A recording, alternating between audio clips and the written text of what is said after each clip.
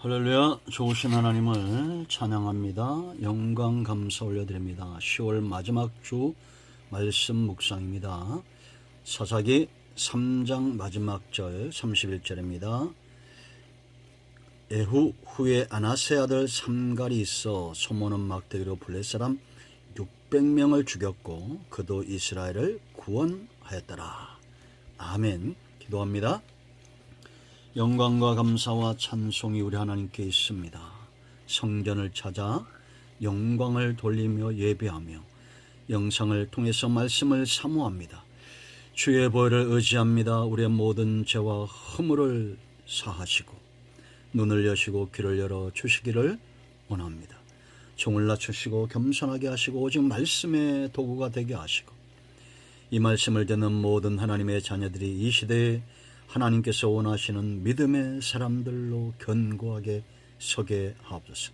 우리의 첫사랑이 회복되어지고 우리의 믿음이 날마다 성장하고 강력해지기를 사모합니다. 예수님의 이름으로 사모하며 기도합니다. 아멘. 지난주에 참 믿음이 어떤 것인가에 대해서 우리가 살펴봤습니다. 하나님부터 오는 믿음이죠.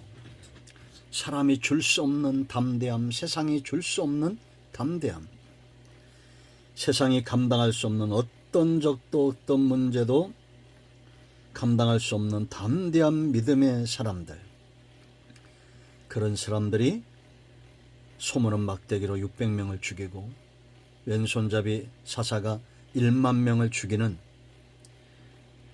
칼 한 자로 들고 가장 강력한 나라 왕 앞에 나아가는 모압 왕 에글론에 나아가는 이런 담대함, 불의 세력을 멸하고 사자굴에 들어가고 풀무불 속에 들어가고 골리앗 앞에 당당히 나가는 이 담대함 참으로 사모합니다.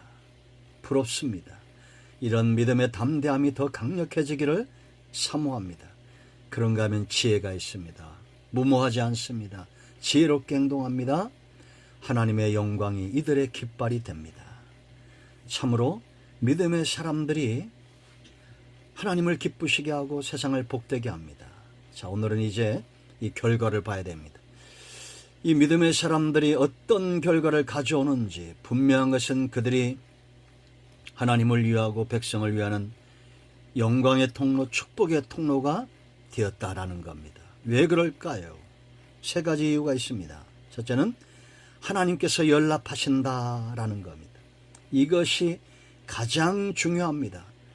예배든 기도든 삶이든 사역이든 전쟁이든 그 어떤 것이든지 믿음으로 하나님으로부터 오는 믿음, 그 믿음의 근거에서 하나님의 뜻으로 행하는 이 모든 행위들은 반드시 하나님께서 연락하시게 되어 있어요. 약속입니다. 하나님은 시간치 않습니다.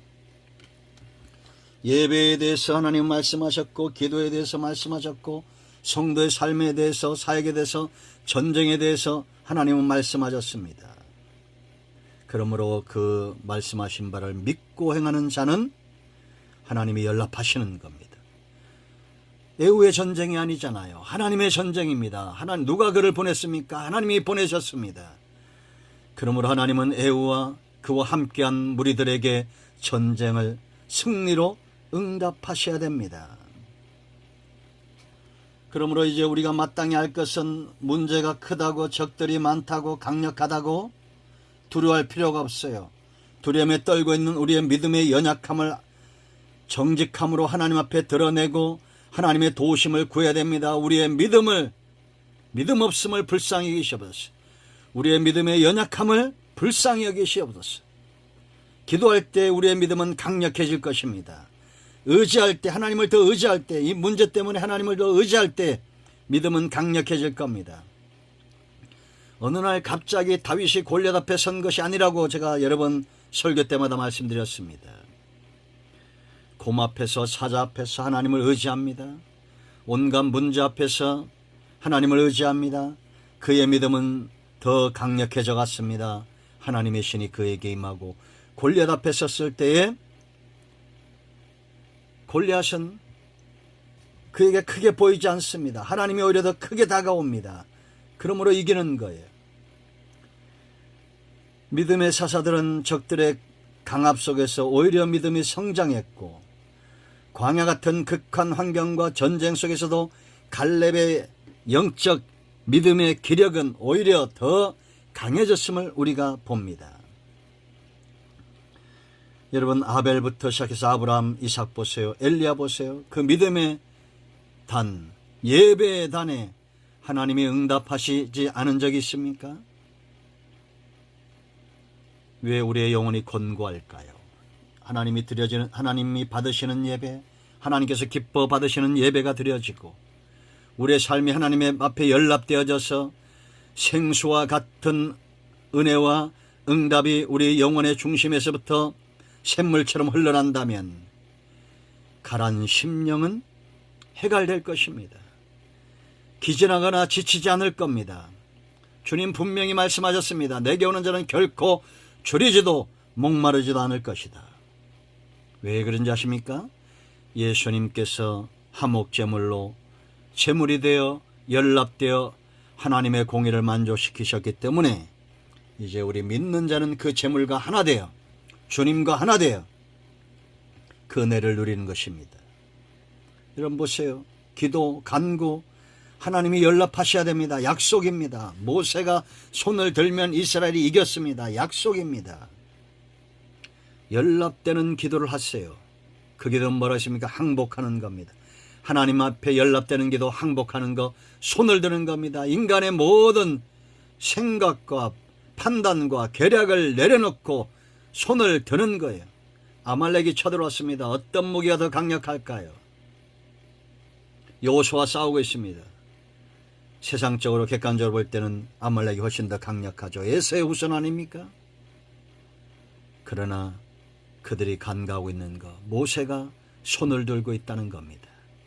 하나님의 지원을 요청하고 있다는 겁니다. 지금도 연락되는 기도, 이 전쟁 누가 승리합니까? 하나님이 연락하셔야 됩니다. 전쟁에 승리하는 겁니다. 여리고성 보세요, 여러분. 하나님이 연락하셨기 때문에 여리고성이 무너진 거 아니에요? 믿음으로 돌아야 됩니다. 믿음의 사람의 전쟁은 들리지 않습니다. 인간의 소리를 내지 않습니다. 시키는 대로 합니다. 하루에 한 번씩 마지막에는 7바퀴 돌 때 그 성이 무너지는 거예요. 인간의 계산으로 나오지 않습니다. 이 계산이 서지 않아요. 결과는 뻔한 것입니다. 가장 적들이 상대하기 좋은 상태로 가지 않아요. 매일같이 돕니다. 위에서 화살 쏘면 다 죽습니다. 그런데도 하나님께서 그 믿음을 연락하시고 승리를 주시는 겁니다. 애호한 사람이 앞서갑니다. 적들을 향해서 돌진합니다. 얼마나 황당합니까?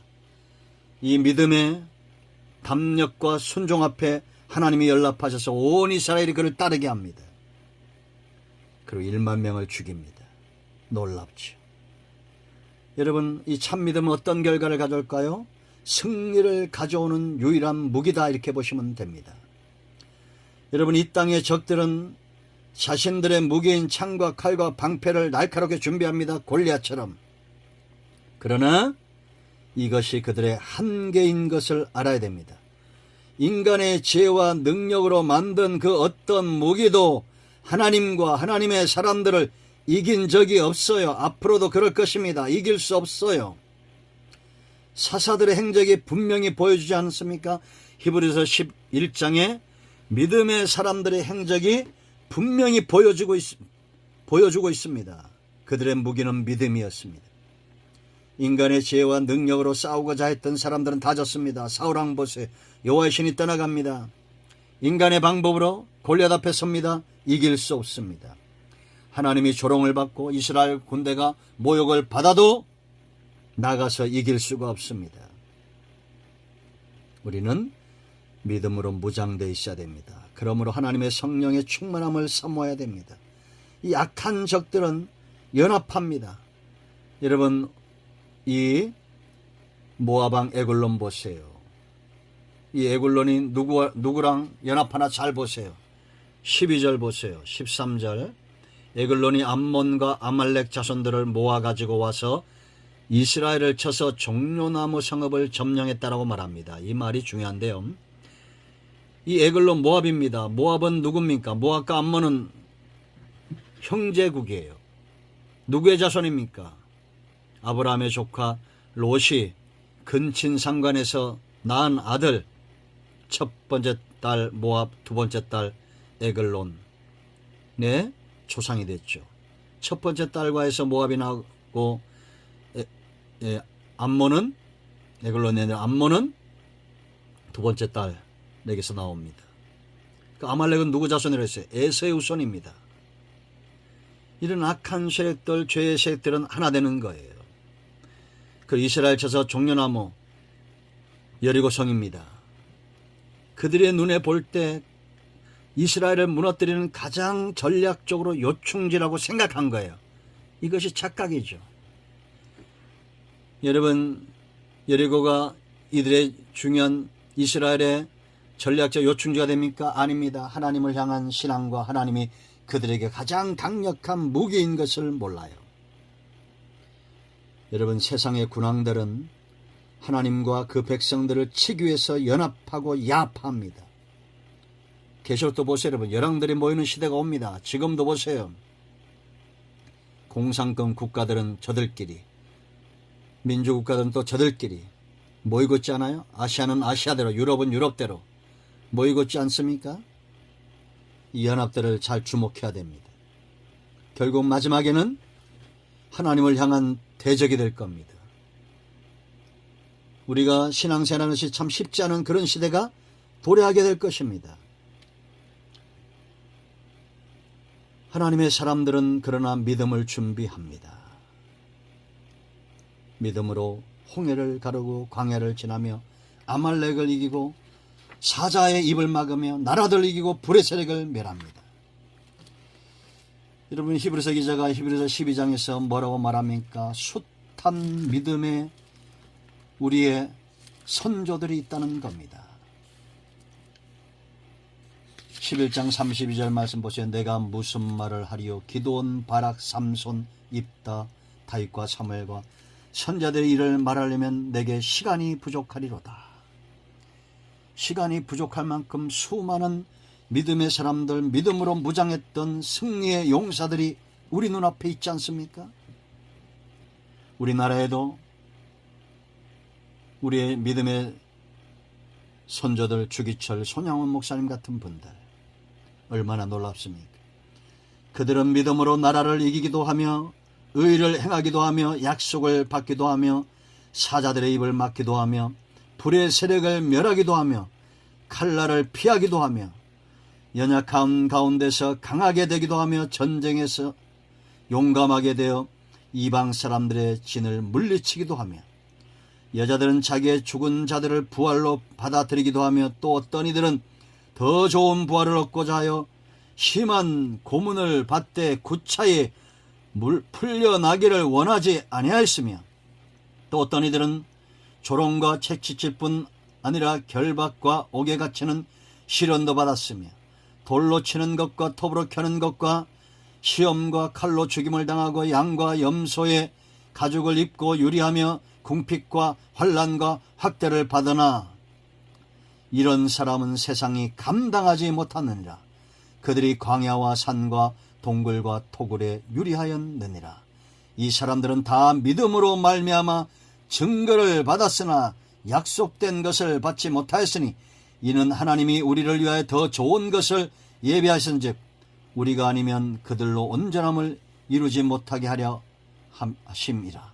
이러므로 우리에게 구름같이 둘러싼 허다한 증인들이 있으니 모든 무거운 것과 얽매이기 쉬운 죄를 벗어버리고 인내로써 우리 앞에 당한 경주를 하며 믿음의 주요 또 온전케 하시는 이인 예수를 바라보자. 그는 그 앞에 있는 기쁨을 위하여 십자가를 참으사 부끄러움을 개의치 아니하시더니 하나님 보좌 우편에 앉으셨느니라. 하나님 보좌 우편, 온전한 겁니다. 더 좋은 것입니다. 우리가 바라봐야 될 것들입니다. 지금까지 믿음의 사람들은 그 믿음으로 전쟁에 승리했습니다. 여러분 생각해 보십시오. 이들에겐 소문은 막대기, 나귀의 턱뼈, 장막의 말뚝이 그 어떤 무기보다 더 강력하게 역사했다는 것입니다. 적들은 여전히 있습니다. 적들은 더 강력해지고 있습니다. 그러나 믿음의 사람들은 어디 있을까요? 북한이 저 중국이 열방이 핵무장을 한다고 두려워하지 마세요. 이 땅에는 하나님을 움직이는 사람들이 있습니다. 핵무기 진지를 파괴하는 벙커 버스터가 있는 게 아니에요. 하나님을 움직이는 사람들. 핵폭탄의 위력보다 더 강력한 믿음의 폭탄을 준비하고 있는, 깨어 근신하고 믿음에 서 있는 사람들이 있습니다. 하나님의 말씀을 주야로 묵상하고 믿음에서 떠나지 않고 하나님의 때를 기다리는 그런 사람들이 있습니다. 이 한 사람이 얼마나 중요한지 아세요?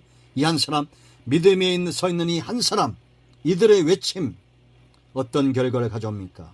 마지막 세 번째, 영적으로 잠든 백성들을 깨우는 깃발이 됩니다. 외침이 됩니다. 이 믿음의 사람들의 외침이 사람들을 일깨우고 그들을 하나 되게 합니다. 이들 앞서 나가면서 나팔을 불고 소리칠 때에 온 이스라엘이 달려나옵니다. 여러분, 오늘 말씀을 보세요. 27절 말씀 보세요, 여러분. 27절부터 있습니다. 그가 이르러 에브라임 산지에서 뭐라 했습니까? 나팔을 불매 이스라엘 자손이 이 나팔을 들고 듣고는 산지에서 그를 따라 내려오니 에봇이 앞서가며 그들에게 이르되, 소리친 겁니다. 나를 따르라. 여호와께서 너희의 원수들인 모압을 너희의 손에 넘겨주셨느니라 하매, 무리가 에봇을 따라 내려가 모압 맞은편 요단강 나루를 장악하여 한 사람도 건너지 못하게 하였고, 그때 모압 사람 약 10,000명을 죽였으니 모두 장사하여 모두 용사라. 한 사람도 도망하지 못하였더라. 그날에 모압이 이스라엘 수하에 굴복하며 그 땅이 80년 동안 평온하였더라.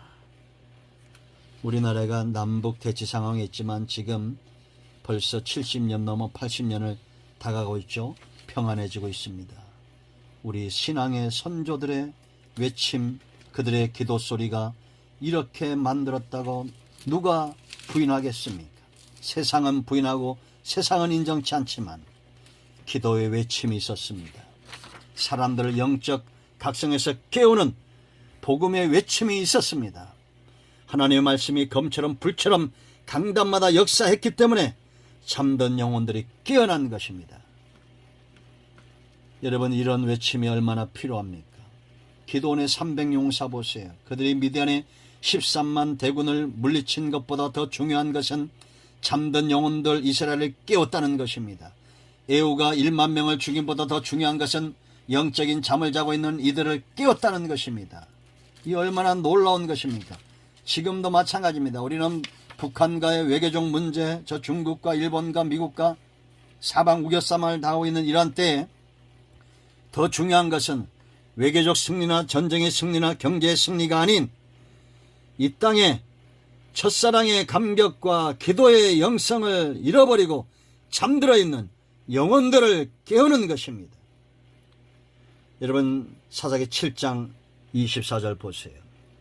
기드온이 사자들을 보내서 에브라임 온 산지로 두루 다니게 하여 이르기를, 내려와서 미디안을 치고 그들을 앞질러 벳바라와 요단 강에 이르는 수로를 점령하라 하며, 이에 에브라임 사람들이 다 모여 벳바라와 요단강에 이르는 수로를 점령했다라고 말합니다. 여러분, 우리나라 대한민국의 문제는 경제도 군사력도 교육도 문화도 복지도 아닙니다. 지금 잠든 영혼들이 있습니다. 서서히 기도의 소리들이 줄어들고 있습니다. 이럴 때 영적으로 잠들고 있는 영혼들이 깨어나야 됩니다. 여호와의 영광을 위하여 깃발을 들어야 됩니다. 잠든 영혼들을 깨우는 깃발이 되어야 됩니다.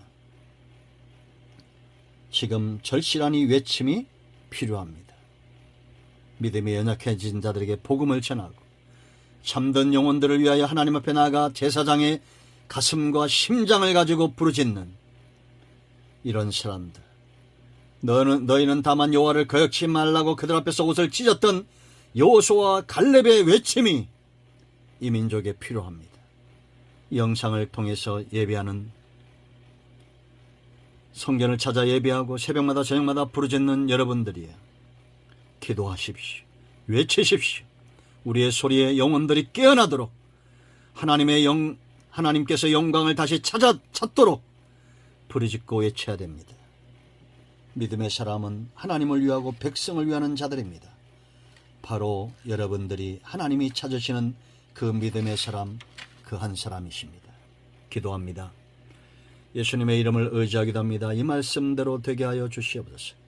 우리 가운데 마음이 상한 자, 병든 자 치유하시고 회복시켜 주시기를 원합니다. 예수님의 이름으로 사모하며 축복하며 치유하며 기도합니다. 아멘. 할렐루야. 응답이 오늘도 우리 가운데 임하였습니다. 아멘.